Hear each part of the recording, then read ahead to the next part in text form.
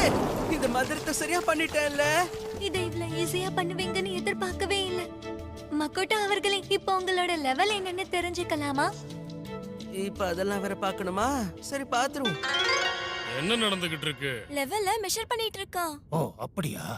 நீங்க லெவல் 200லயும் இல்ல 300லயும் இருக்க வாய்ப்பு இருக்கு. இந்த பேப்பரை கொஞ்சம் எடுத்துக்கோங்க. சரி. ஆமா, இது என்ன லெவல்னு தெரிஞ்சுக்கலாமா? அச்சச்சோ, நீங்க இப்ப லெவல் 1ல தான் இருக்கீங்க. எனது ஒன்னா? உங்களுக்கு நான் வேணும்னா மத்த மந்திரங்கள் எதையாவது கத்து கொடுக்கவா? கத்து கொடுங்க.